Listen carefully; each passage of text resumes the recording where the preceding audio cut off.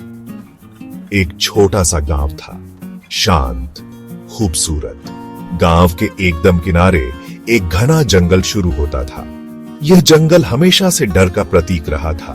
काले घने पेड़, सूरज की किरण भी अंदर नहीं जा पाती थी।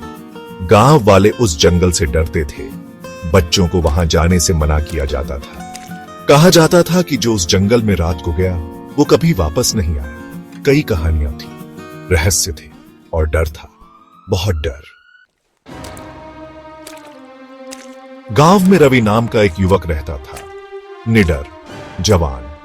उसे इन कहानियों पर विश्वास नहीं था। वो अक्सर कहता, ये सब बकवास है, डर का कोई अस्तित्व नहीं होता। एक दिन कुछ दोस्तों के साथ बहस के दौरान रवि ने फैसला किया, वो उसी जंगल में जाएगा, अकेला, रात को, और सबको दिखाएगा कि डरना कैसा होता है। उसने अपने दोस्तों से कहा, मैं कल रात जंगल में जा रहा हूं और सुबह सूरज के साथ वापस आऊंगा। रात हुई, चांद निकला, हवा में ठंडक थी।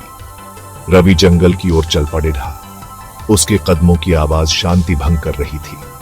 जंगल में सन्नाटा था, सिर्फ पत्तों की सरसराहट सुनाई दे रही थी।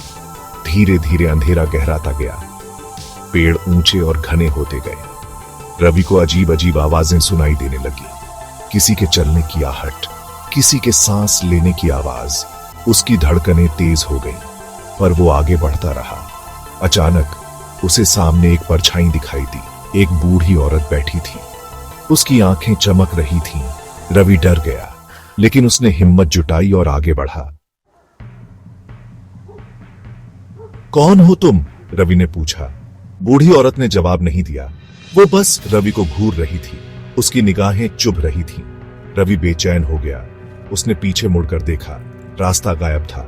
वो फंस गया था। डर से उसके हाथ पांव ठंडे पड़ गए। अगली सुबह सूरज निकला। गांव वाले जंगल के किनारे इकट्ठा हुए। रवि नहीं दिखा, बस उसके जूते वहीं पड़े थे। सब समझ गए कि क्या हुआ होगा। रवि भी जंगल का शिकार बन गया था। आज भी उस जंगल से अजीब अजीब आवाजें आती हैं। कहते हैं वो रवि की चीखें हैं। जंगल का रहस्य अभी भी बना हुआ है।